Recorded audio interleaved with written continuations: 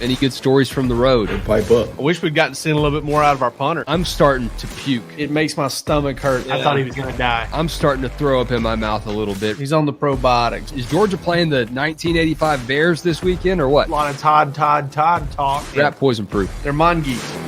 We will not be hunted at the University of Georgia. I can promise you that. The hunting that we do will be done from us going the other direction. Welcome into the Georgia Show. Bless you, Jake Rowe. It's still the Georgia Show. It's not the Philadelphia Show or the Pennsylvania Show after this weekend's NFL draft results.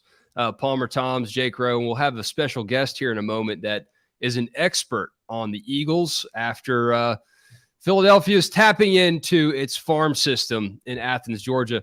Guys, let's just start with the NFL draft. Once again, 10 Dogs draft picks, double digits, coming after back-to-back national championships, 25 draft picks in 2 seasons. You know, when you have those kind of numbers, you better win back-to-back natties. Tell you what, if you've ever looked at a caterpillar and wondered, man, how can this thing turn into a butterfly? Think about a bulldog and going into a cocoon and coming out an eagle.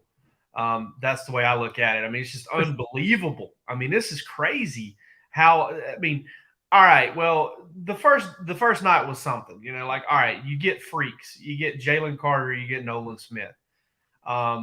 Second night goes on, Keely Ringo doesn't get picked. There were more character issues, surprisingly. Don't know how that comes up, but it does, and it is what it is. But, you know, medical concerns, there were Ringo, whatever. Then the Eagles get him, too, and then they trade for DeAndre Swift, and it just starts to get really weird. You know, the Howie Roseman doesn't really care about where he came from and all these Florida alumni meetings. He's just worried about the Eagles. And no, he's trying to get as many Georgia players as he can, even guys that were drafted years ago. It felt like a bit there for a little while. It kind of felt like it was a joke, and you know, the landing spot with Swift being headed back to Philly where he's from just was, you know, the cherry on top there. So. I mean, it's one hell of a strategy, you know, and did a lot of listening to Howie Roseman and Nick Sirianni this weekend. Watched, you know, 2 of their 3 days of press conferences with Georgia players going on Thursday and Saturday. And, you know, they've embraced it up there. That's for sure. And, you know, I think, you know, just listening to Howie and listening to those reporters, you know, they're aware, hey, look at that offense. It's a lot of Alabama players. I think they've got 4. You know, look at this defense. They've now got 5 Georgia guys there. And they have just simplified the draft strategy. Take the best player from the best units on the best teams in college football. I kind of wondered out loud today on Twitter. What's up, Jake Roos? How many years away are we from teams leaning on AI in their drafting, just going full auto draft? Maybe it's later and later rounds, but you're just, as a GM, your job is to be the custodian of IBM and say, all right, we're checking these boxes. This is what we need. You go ahead and make the pick. And someone responded to me today and said, I think the Eagles are already doing that. They're just picking the highest rated Georgia player available. We're going to bring in a guy that knows a thing or two about the Dogs and the Eagles, John Kincaid, formerly of 680 The Fan. He's back home now. John, tell the people where they can find you on their digital dials, because I know not all of our listeners are up there where you are these days, but how can they find you, man? He said he can't hear us.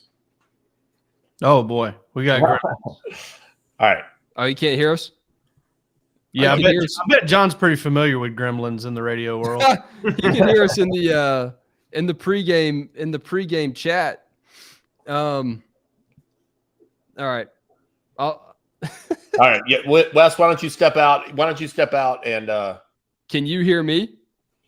I can hear you. Yes. Yeah, we can hear you. Got you, bud. Why don't you step out and work with John, and we'll be here. All right, sounds good. All right. I very legitimately screamed, or not screamed, but I audibly said, "Jesus Christ!" when Philly traded for DeAndre Swift. I could not believe that happened. Like you said, Palmer, at that point, it really did feel like a bit. Well, and I texted Rowe. I was like, "Hey, Swift just got traded," and he was like, "To who?" I said, "You'll never believe it, the Eagles." Yeah. And Yeah, and I mean, it's like You you're can hear us now, John. I can hear you now. Yeah, there we go. Now we got a show. That was so weird. We had like full cut. We were talking for like 15 minutes almost, not quite that long. Yes, it's a monsoon here though in suburban Philadelphia right now. So we are building an ark outside. You guys have taken me away from the duties right now. 97.5 The Fanatics, John Kincaid, formerly of 680 The Fan here in Georgia. You know a lot about the Dogs, but you've just seen your team, the defending NFC champs, once again making a run at all these Dogs. Are you their draft informant, John? I think that what I was is, Wes, and say hello to the guys too. Good to be with you guys. I was the sleeper cell, and I can say it now because it's been exposed. Is first of all, I weaseled my way into doing a show with Buck Bellew for 20 years. So that way I would have A-list access in the Butts-Mehre building, doing shows from the coach's office and things like that. I assembled as much information as I could. I copied secret files. I checked the recruiting boards, and I just laid in wait until I got stabbed in the back in 2020 and was able to come home to Philadelphia. And I just decided at that point I would declare war on the Falcons in the city of Atlanta, all to the benefit of the city of Philadelphia. All right. So good. I'm glad you're on here, man. We saw kind of a similar thing with the Falcons. I know a lot of Alabama fans, even while you were living in Atlanta, saw the Falcons take a lot of their players, and they were calling Mercedes-Benz Stadium Tuscaloosa East. Unfortunately, they never got the payoff there. I'm thinking that a lot of these Dogs fans that haven't had a lot to root for when it comes to the Falcons in the last 50 years, I guess. Yeah, pretty much before you were born. Yes. Yeah. Sums it up. And since I was born, they're seeing the Eagles take all these Dogs, and I'm seeing left and right people saying, I want to be an Eagles fan. And it's not just anybody, man. These are some deep South Georgia Dogs fans that are saying, screw the Falcons, man. I'm ready to be an Eagle. Well, I think what the idea is that everybody loves a winner, as everybody in Athens knows right now. And there were so many years where the Dogs were knocking on the door and had their opportunity to have great success. And then it finally came together for Kirby Smart in the last couple of years. And I'm so happy for the Georgia fans. And I root for them. They are the program I root for, other than my Temple Owls, who I don't think are ever going to meet them in the title game. This expanded playoff, man. So I think what you can look at is you can look and say that there is an organization that knows how to do things right. And honestly, the Eagles, ever since Andy Reid came on board in 1999, and now we're going on 25 seasons, have been one of the gold standard franchises. I believe they're second or third in wins, numerous Super Bowl berths, a championship, division championships, and more. They know where to shop for good players.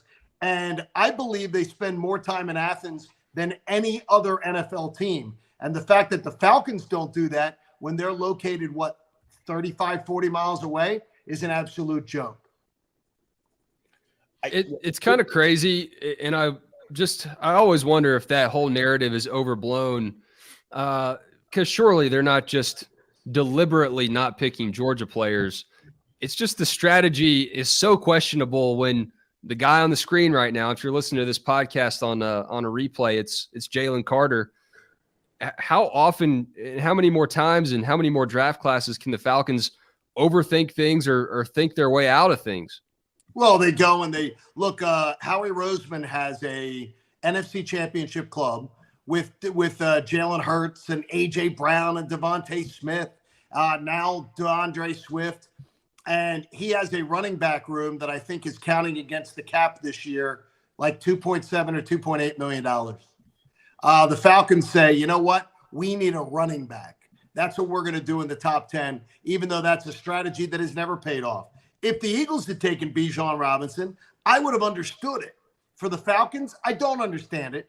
And I really believe it's that good organizations do things the right way. They build along the lines of scrimmage. And everybody in Philadelphia here knows they'll find their quality, toys when they need to. But the lines of scrimmage, especially offensive line, defensive pass rushers especially, are always going to be the priority. John, I wanted to ask you, because this thought crossed my mind as well. I don't think it's a bad strategy to jump on with a team that has a rapidly expanding fan base that already had a huge fan base. You're going to convert a lot of people who are going to be Eagles fans who maybe didn't care necessarily about NFL football before or want to abandon the Falcons. Well, Jake, I think we're going to try to do is we're going to actually try to collaborate with the folks at Atlanta Sports Trips. And I work with the folks here at Philly Sports Trips on actually trying to come up with a trip for some people who are Dogs fans during a bye week to come and see the Philadelphia Dogs, up here and everything. But I got to ask your panel a question here, though. If you guys really want on board, there are a few questions that need to be asked. Okay, and answer, raise your hand to answer. What is the only true extra you would ever put on a Philly cheesesteak? Yes, Jake. Go for it, Roos. Whiz.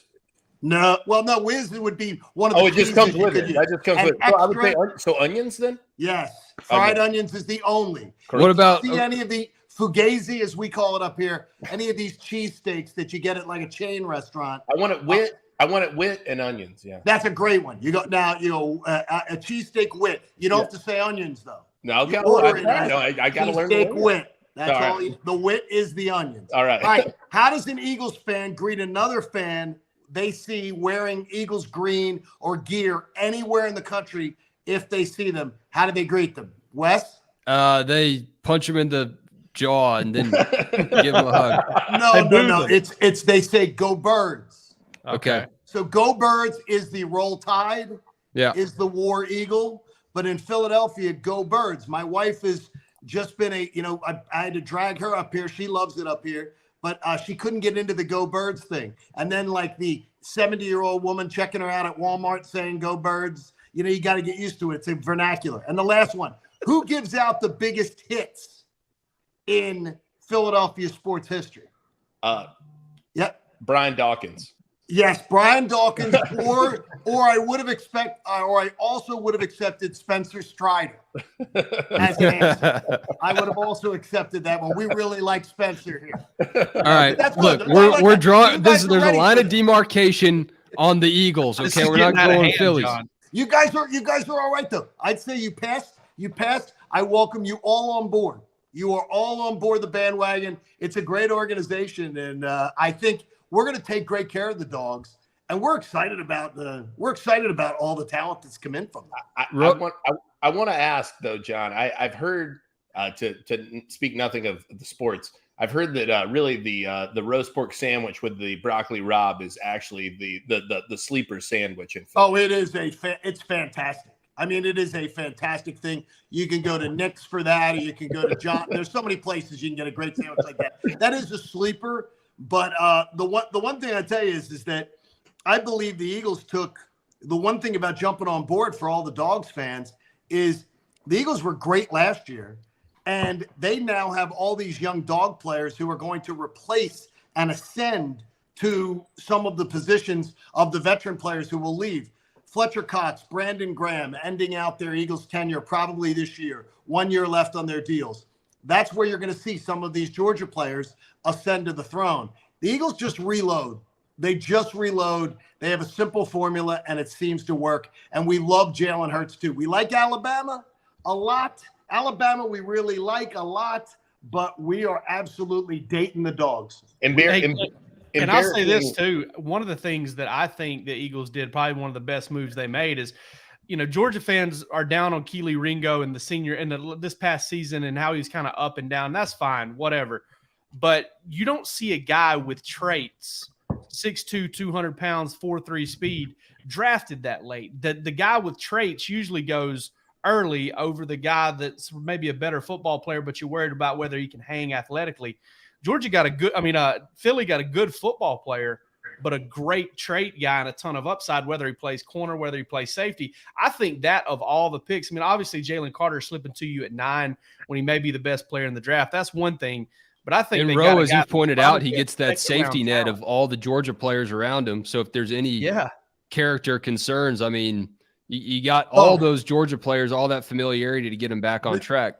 Wes, though, that seems to be, and Jake, to your point, That seems to be the talking point is some of these guys, there's a character issue or otherwise.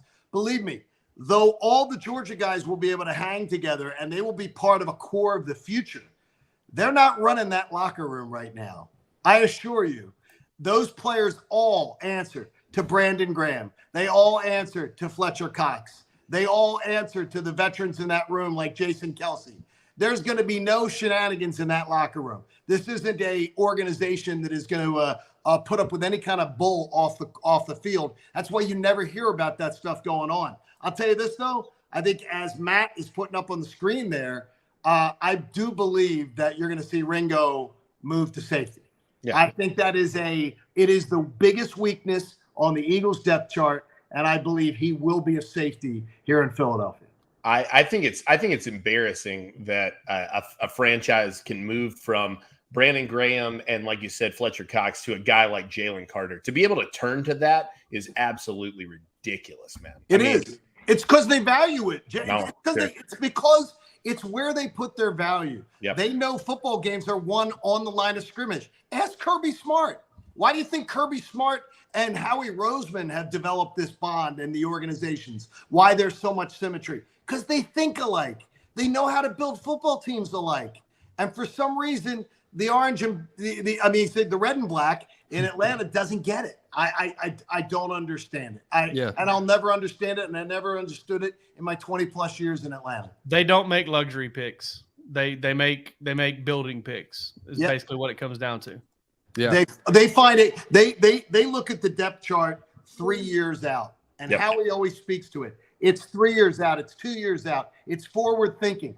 I got into a little debate with Nick Cellini from 680 The Fan, who I used to work with today on Twitter, about the fact is he was like, well, Jordan Davis didn't really make an impact last year, and either did Nakobe Dean.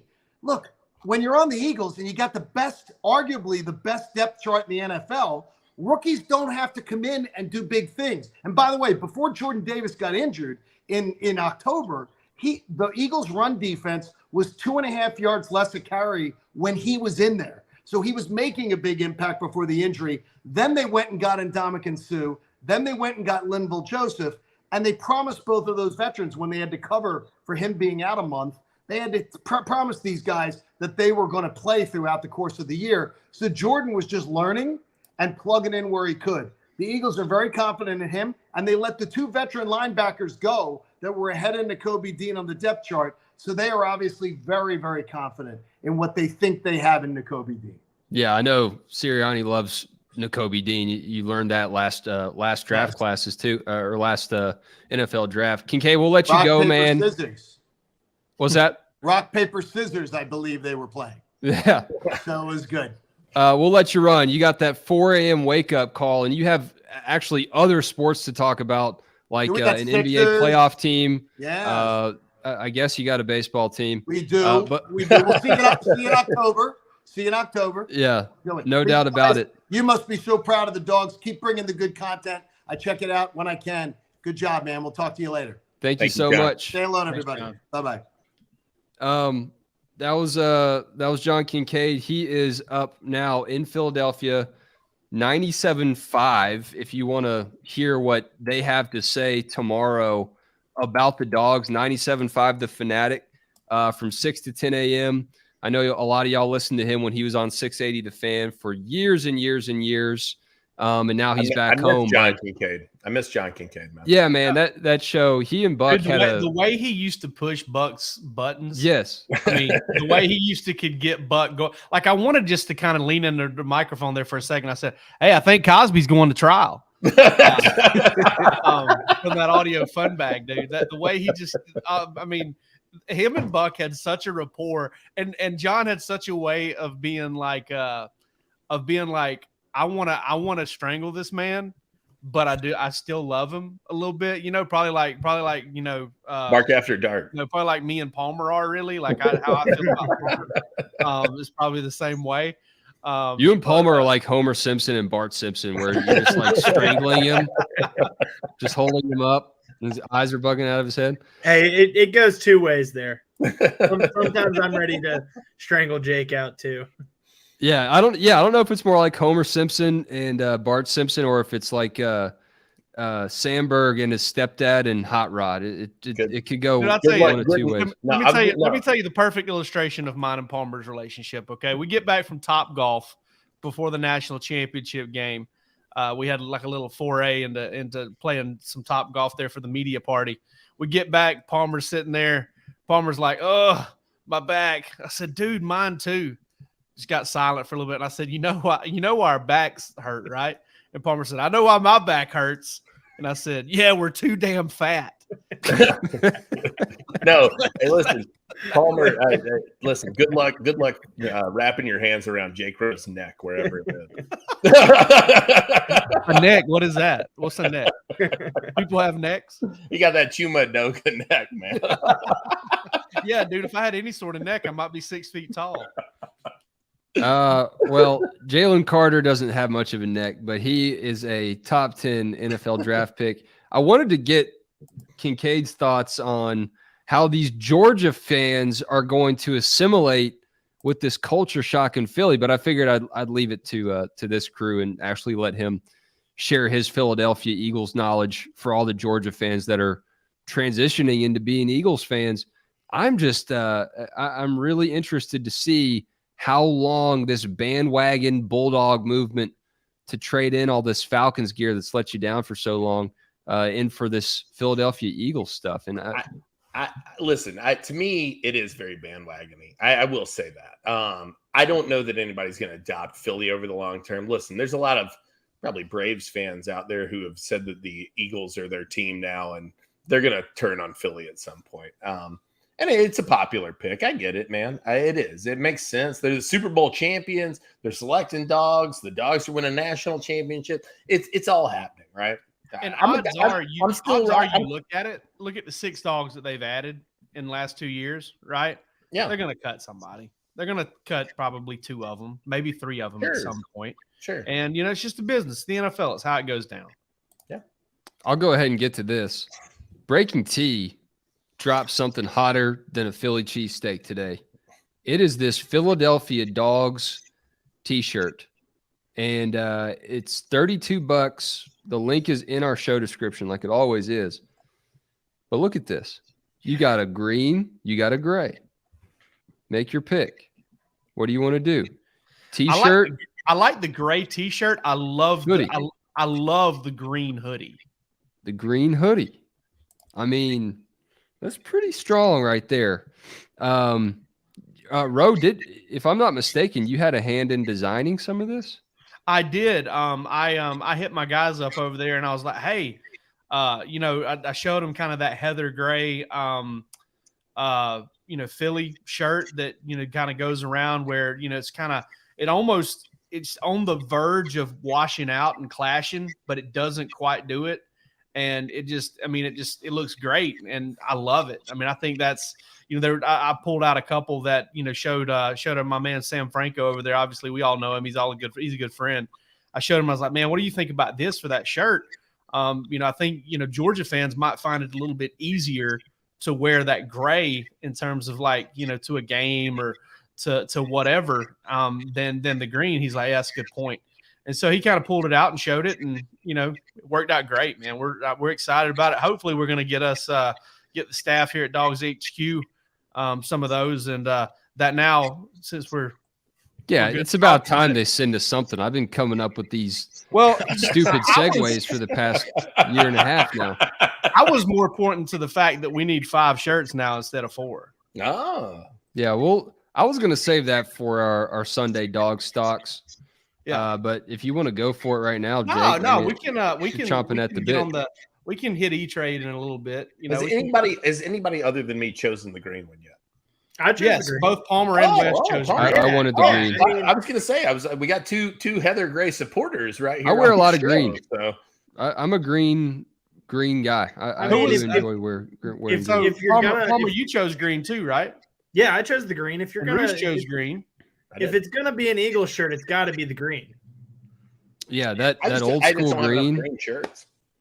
Yeah, I can't wait. The Eagles actually announced that they're going to bring back their throwbacks, which is that Oh, I love those. Bright man. green. So that old Randall Cunningham, the old Randall Cunningham the wing helmets, dude. Yeah. Yes, that's a good look, dude. Back in the Reggie White days. Somebody said, and I'm very quickly here, that has any team really upgraded with any of these recent uniform upgrades? I don't think so. I mean, the Falcons classic uniforms are better. The Seahawks classic uniforms are better. Phillies classic uniforms are better, man. The Oilers uniforms are better than the Titans. I will say this. I love the Rams uniforms.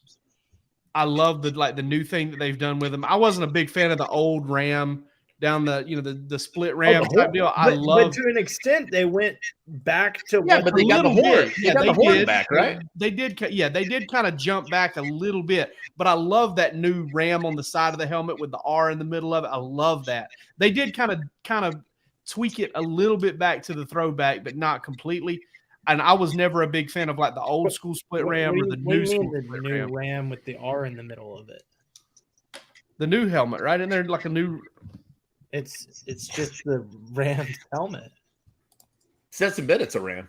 Oh, I'm sorry, the LA one. The one with LA in it, not R. Yeah, the one with the LA in it. Not the Rams. The Rams. They don't wear that on their helmets. No, I don't think they do. The logo, whatever, man. The Rams' new uniforms are pretty sick. They're awesome. They're a new uniform for Stetson and Warren McClendon. I think they actually released those a couple years before they drafted either one of those guys, Palmer. No, but I'm saying they're a new uniform for them. I heard Stetson had some input. Let's get to the guys that aren't Eagles, I guess. I mean, I know the Eagles dog picks is really the buzz of this draft, but I've seen a couple like draft analysts say across the board that the Steelers actually had a better draft than anybody in the draft, and they took 2 Georgia players. Man, the Steelers got 2 Georgia players who I think embody what Georgia did to win 2 national titles. And, in Broderick Jones, patience, kind of a guy who waited a couple years for his shot to become a starter, and he didn't have to get ready because he stayed ready, and he jumped in, and he jumped in 4 games last year. He started 15 games this year and was so impressive in 19 games that the Steelers kind of had their eye on him the entire time, and they wanted him. And then obviously Darnell Washington, again, patience, team player, waited 2 years before he really got to be a big part of the offense and a big part of the passing game, perseverance, fought through the injuries. And on top of all of that, both of them are just incredibly physical football players. I still think when you look at, the first 5 picks going to the state of Pennsylvania, I mean, the Keystone State just bringing dogs to it in general. They're not too close together, so don't think you're going to make your little road trip up there and go see both games in one day. This isn't the Bourbon Trail. I don't know if they – I mean, how close Tobacco Road, baby. How close are they? Because if they did if you ever had the chance to do a Sunday, Monday, you could definitely do that, and maybe an early slot Sunday night. Well, I assume you could probably get there between. I'm going to assume if you're in Pittsburgh or Philadelphia, you're not going to be able to get to somewhere by Sunday night if you go to the early game, because you're probably going to drink too much. Those are not. Well, but I will say I do feel confident that if you see a noon or a 4 p.m. game on Sunday, that you will be able to get somewhere by Monday night. Sure. I would hope so. I definitely think you can do that.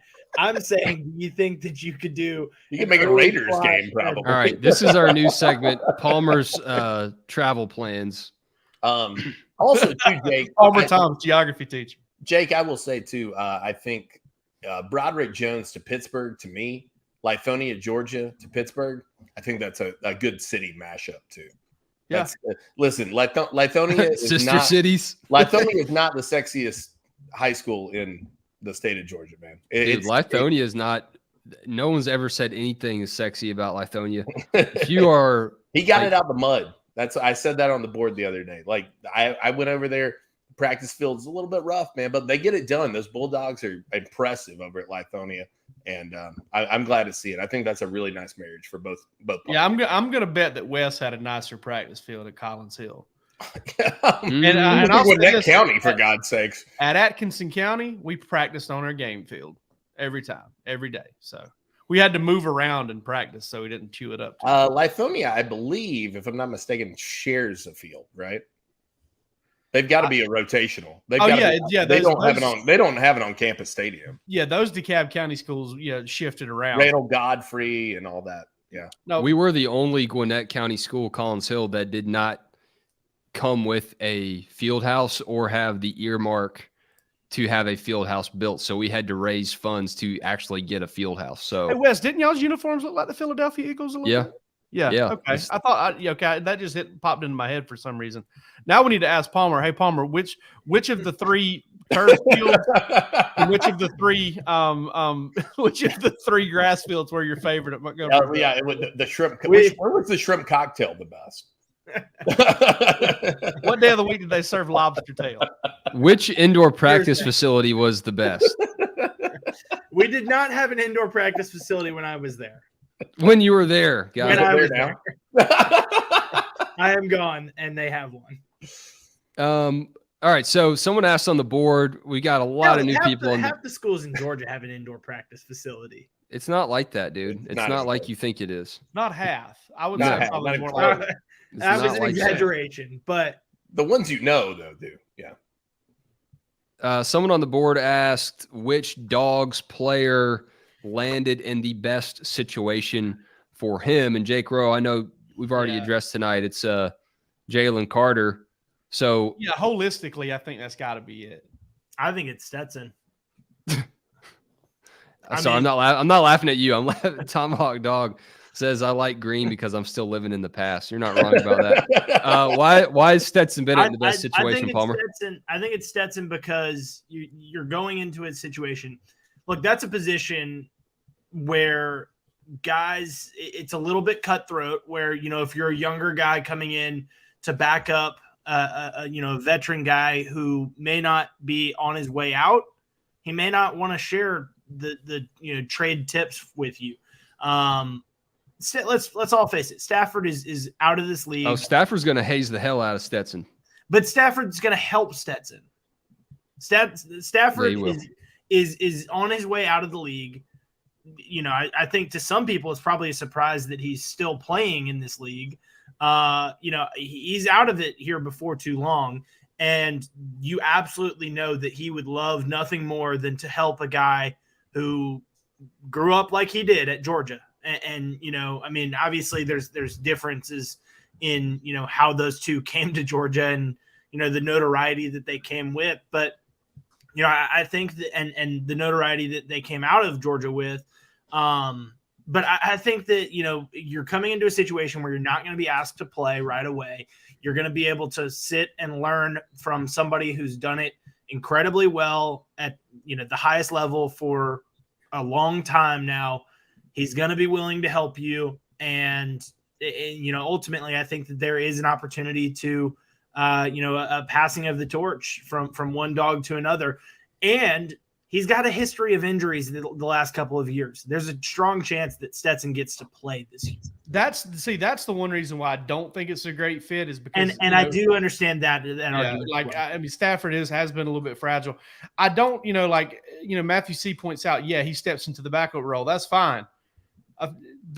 Where he's at right now doesn't matter because if he hiccups during OTAs or whatever, it gives them a reason to, they're going to have no problem pushing him to third, demoting him to practice squad, cutting him, putting him on practice squad, all of that stuff. So that's, I don't know about that though, because they'd have to find somebody else. And that's what I'm saying. There are experienced backups in the NFL. Not a lot of people sit there and draft their rookie. They try to draft a guy that's had a little bit of thing, but listen, I believe in Stetson. It's not that, I go back to what Amari DiMercato said about, at the national championship thing.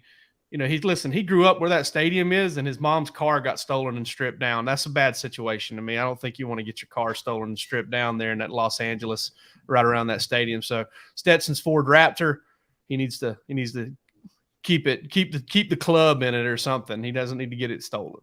No, Jalen, I think it's the easy pick, but I think Broderick has a real chance to be a stalwart on that line in Pittsburgh. I think that he's a guy who fits in there well. I think, like I said, the attitude's similar. He's come from a place similar.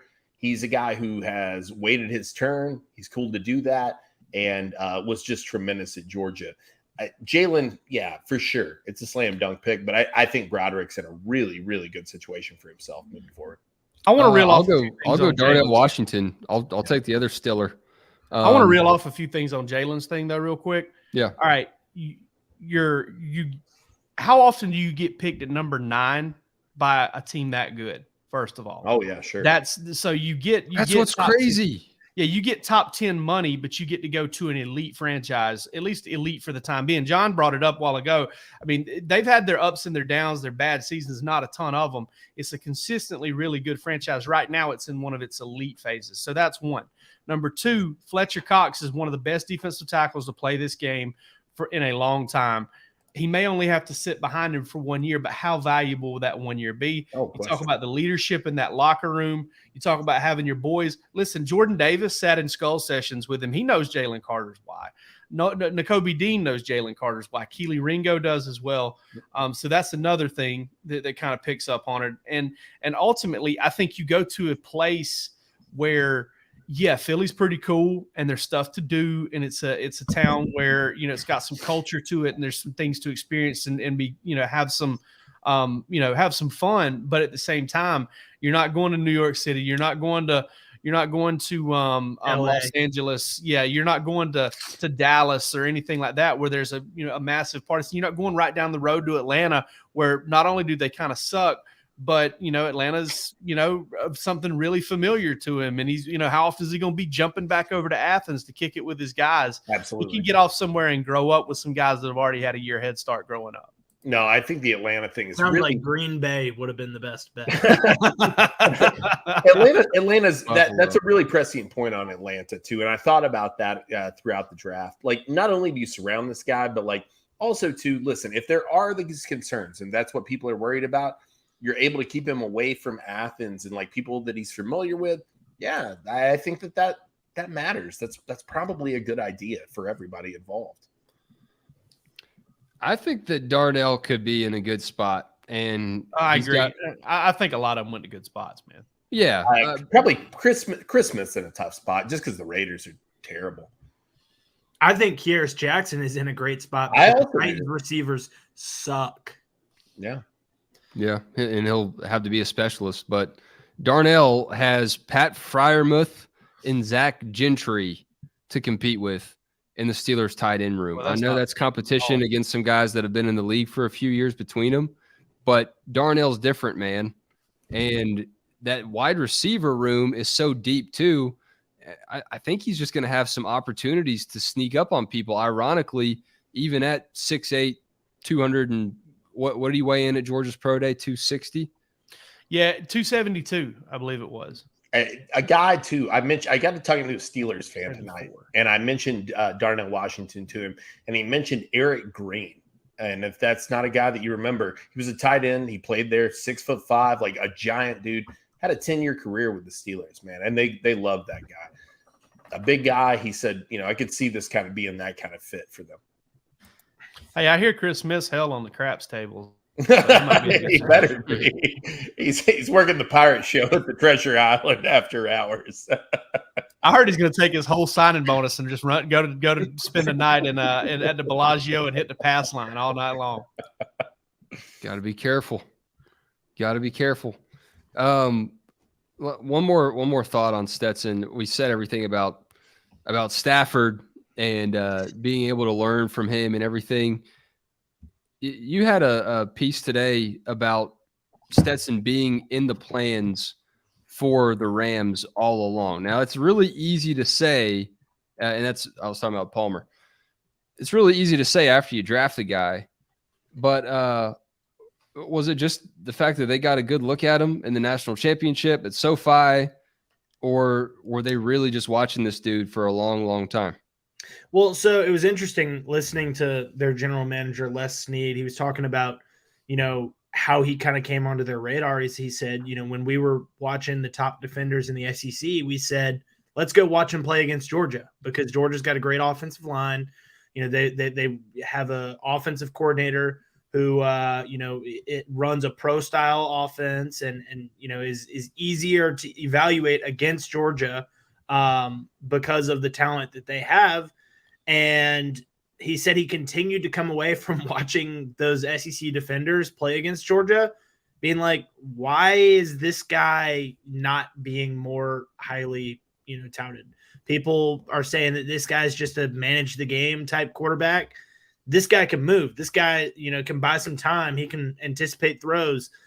He was a weapon for Georgia is what Snead said. So I don't know. I think with the Rams situation, knowing that they have a Super Bowl winning quarterback who has played good football not all too long ago when he was healthy, they weren't looking for one of those top 3, 4, 5 quarterbacks. They were looking for a backup quarterback to Matthew Stafford because quite literally Matthew Stafford was the only quarterback that they had on that roster. So they knew they needed a quarterback, but they didn't need somebody that was going to step in and play right away. I think with Stetson, they got a guy. He kind of fell into that tier of, hey, this isn't a guy that we're expecting to start day one. And they felt like that he was the best among that tier. He's proven it. He's proven it against great competition. And I think that, Sean McVeigh said because of the way that his journey has been, because of the way that he came to be the starter at Georgia, people don't see him quite as high. They don't give him credit for being as good of a football player as he is. And, I think we've all said that at some point here over the, last couple of years in his career. He's a good football player and he doesn't get the credit that he might deserve for it. And I think that showed up in the draft with him being the 7th quarterback off the board, 4th round. We all put in predictions. Did anyone have him? Yeah, I had him in the 6th round. I thought that he was going to be totally disrespected. So I was wrong about that. I had him in the 6th, I think, too. Yeah, I had him in the 5th. Yeah, I thought Jalen Carter would still go top 10, even though there was smoke that he wouldn't. I thought Nolan Smith would fall to later in the 1st round, even though there was smoke that he would be sooner. And then I was just totally wrong about everything else. Darnell Washington's medical red flag was the surprise to me that I don't think anybody really anticipated going into it, and he kind of slid. But as we've addressed, he ended up in a pretty good situation. I want to bring something up on this because, listen, man, I cannot tell you how many people have reached out to me and been like, man, why is it they're only talking about character issues with Georgia players? And why are Georgia players the only ones with medical flags? Well, guys, it's not really the case. I think it just kind of stands out to you, first of all. But concerning the character red flags, I think folks need to understand that, hey, if you go to a Georgia practice and you talk to Glenn Schumann, and then you talk to Trey Scott, and then you talk to Stacey Searles, and then you talk to a graduate assistant, or you talk to a support staffer or somebody like that. All it takes is one of those guys being like, yeah, sometimes his body language is not the best, or, because they're trying to be honest. Well, then that scout then goes and tells another scout, because these guys go and they drink beer together. And this other scout says, man, I heard that they have some problems with him out there at practice. And then some problems out there at practice turns into, I heard he might not be the most coachable. It's a big game of telephone. Great. So everyone's just getting their draft advice from some drunk. Yeah. And I'm not going to name any names, but I had somebody that I've known for a really long time hit me up, and they're like, is this the Bama Mafia doing their thing? Are they planting these stories in the media? Is Ian Rappaport complicit in spreading this disinformation about Georgia? And listen, I know how media can get themselves into an echo chamber. I tend to kind of defend the media. I know they can get into an echo chamber a little bit every now and then, but I'm 99% sure that Todd McShay and Ian Rappaport and all these guys are not out there being like, how can we screw the University of Georgia? Okay, they're not doing that. So let's all calm down, take a beat, realize that these programs, if they really thought that somebody had character issues, like strong character issues, they would not draft them. Like uncorrectable, whatever, they wouldn't draft them, period. They just take them off the board because there's so many other really good football players to have. But in the case of Darnell Washington, he had a medical flag that, maybe turned some teams off. And Keely Ringo had a medical flag, and apparently somebody, had some thoughts about maybe he's not the best practice player or something. Ultimately, it's not the end of the world. And Dylan Brooks over here says, when you win a lot of game, the magnifying glass is on you. Listen, if a guy has character issues out of, let's say, Boise State, not as many people are clicking on that story. It's just not happening, man. The amplification is not the same. Yeah. Well, and not to mention, I think because these players, played for a program like Georgia or Alabama or whatever, there's an expectation for them to go higher in the draft. Oh, because they went to Georgia, because it's a name brand recognition. So, to see a player fall, into the second, third, fourth round, shouldn't necessarily come as a surprise, as much as, that should be expected, because there are good football players on not so good football teams. Before we get to our dog stocks, I want to address the recruiting element of this draft. And what do stars indicate from the get-go? The likelihood that a guy will get taken in what? First second, round. third round. Right. Yeah. 5 stars are first round guys. So this breakdown on On3's NFL 2023 NFL draft by stars is a pretty cool thing to check out when you have some time to look at it. And I just want to fly over it, 5,000-foot view. 5 stars drafted 26 in the 2023 draft. 4 stars drafted 83, 3 stars 118, 2 stars 32. But the 5 stars, if you look at the draft rate, according to On3, 81.3% of 5 stars that were eligible were drafted. That's pretty incredible. Does it give a breakdown on where those 26 were drafted? Because I'm curious, first round. Well, we know 3 5-stars were drafted in the first round because every one of the Georgia guys that got drafted were 5-star prospects. I think I saw it was like something between 12 and 14, if I'm not mistaken. I don't see a specific round, Palmer. That's a this year anyway. Palmer, you hit up the tech team and let them know. I'm good. I'm just thinking off the top of my head. I know I know there were 4 because Darnell Wright was a 5-star prospect. Well, Bryce Young and CJ Stroud both. Bryce Young, CJ Stroud were both 5-star prospects. Will Anderson, I think, depending on the metric you're looking at. Right. Yep. Yeah. Depending on whose rankings you're looking at. Yeah. That's another one. Yep. So Will Anderson was an industry 5-star. So with that in mind, I wanted to pull up Georgia's 2019 and 2020 recruiting classes just so we could revisit, take a walk down memory lane and see the guys that fit this bill here. And we'll start in 2019. Nolan Smith, 5-star dog, drafted. Clay Webb, we'll skip over him. Out of the game, apparently. George Pickens, drafted. Trayvon Walker, drafted. N'Kobe Dean, drafted. Don Blaylock, we're still waiting to figure out what's going on with Don Blaylock. Tyreek Stevenson didn't finish as a dog, drafted. 3rd round, right? Yeah, I think. Or was it 2nd round? That was cool. Devin Hester was the guy that announced his draft pick, Miami guy. Lewis Seen, 1st rounder. Jermaine Johnson, drafted. 2nd round for Tyreek Stevenson. 1st rounder, Jermaine Johnson. Trouble Davis, Tresman Marshall, transfer portal. Bill Norton, transfer portal. Warren McClendon, so we're in 4 stars now, sorry. Warren McClendon, drafted.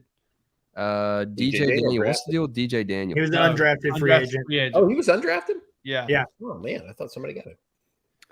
Kenny McIntosh, drafted. Great clip of the Seahawks that they posted of Kenny getting emotional as all of his career dreams and aspirations were realized. So y'all can scroll through that. Stetson Bennett, oh, by the way, this 3-star quarterback down here, drafted.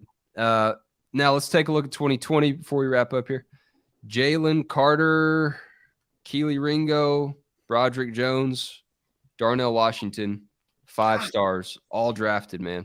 Probably one of the most unbelievable comments I saw on our board was, could you imagine somebody telling you a couple years ago that Stetson Bennett and Keely Ringo would have been drafted in the same round? Yeah. It's two worlds kind of just growing together. That's hard to wrap your head around. Yeah.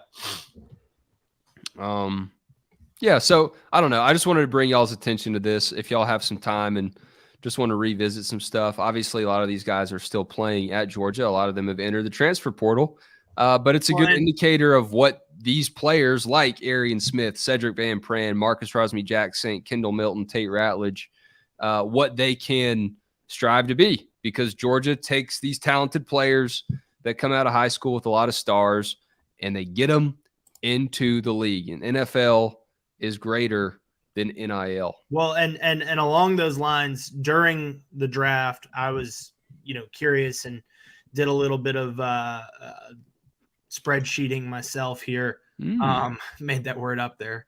And to look at, you said it that way. Say that, it sounds real bad.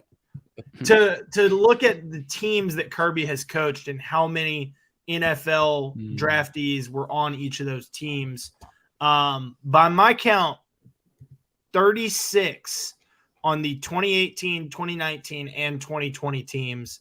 2021 already with 26. And, a couple of those teams, I don't know any 2018 players. I don't know if there's any that would be, left from that team that could keep that number to grow. But 2019 and 2020 and certainly 2021, those numbers will continue to grow. As guys, continue to get picked. Kirby Smart's not going to get poached to be some team's coach. He's gonna go be some team's general manager. Y'all watch out for that. You heard it here first. Just kidding. Dog stocks. Jake Rowe. Hey man, I obviously we got to talk Rusty Mansell here. Rusty's friends to us all.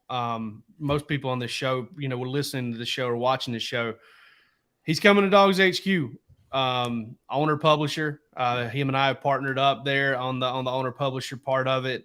With I'm bleeding into recruiting some more and more these days. He obviously is very well tied in with the team, and we're incredibly excited. I'm told, and I haven't confirmed this yet because I'm supposed to be talking to him after the show. I'm told that Rusty went and put himself on a sweat lodge retreat this weekend. It was straight sweat lodge and yoga. He fasted the entire time. He's getting ready. His body is a vessel, and DawgsHQ is going to flow through it. And we're really excited about adding Rusty because I want to tell you, if you're not familiar with the dude, then you've been living under a rock. But if you want to come out from under that rock, 5-star human being, no doubt about it, 101 score, 5-star plus, what do we call it over at? Yeah, 5-star plus. Yeah, 5-star plus by everybody's ranking, everywhere he's ever been, the most lovable dude you'll ever know. And one of the most, not one of the most, the most, listen, Shannon Terry, our fearless leader at the top of On 3, described Rusty as the best team-focused recruiting guy there's ever been. I think he's the best team-focused reporter there's ever, not insider there's ever been. He is definitely 100% the GOAT, and I worked with him for 8 years, and I hope to work with him for 18, 20, 30 more because it's always a good time with Rusty Mansell. $1 until October 31st, 2023. And we are booming. DawgsHQ, right? Just come on over. Hang out on the message board. We've already seen a lot of older screen names from people that were on other message boards that y'all know that are here. And we look forward to having you here on the show as well. I've seen some new names popping up in the comment section tonight in the live stream, which is also great. If you're just scared to commit, you're holding on to that George Washington dollar bill, you can also just spend $1 for a month. Not as good of a value, but it's less of a time commitment. So any way you want to do it to celebrate Rusty Mansell coming aboard DawgsHQ, we have given you plenty of options to do so. Hey, and I do want to say right now, yes, Rusty Mansell is our guest tomorrow night on Bark After Dark. You're kidding. Question. No question. 100%. Well, I can't wait to hear that. Do any other stocks matter tonight? I mean, what's going to follow that? I got one. No, go for it. I'm going to say stock up on the Georgia social media team. I mean, they're always great, but this graphic they put up, the whole goal of social media, if you're not hip to it, is to get people to stay looking at your account for the longest amount of time. That's basically how the internet has worked forever. But they made this graphic here that is so cool. And I'm trying to pull it up right now. It is a breakdown of every player on this team here. And I know, Palmer, you've got a note on this too from the Georgia National Championship starting defense. But if y'all haven't seen this, man, I took a long time to look at this and just trace the lines and figure out what I was looking at here and verify it myself. And it's true. Trayvon Walker's right there. You follow the Jaguars thing. He's right there. Jordan Davis, he's right there. And this is the photo from the Orange Bowl against Michigan.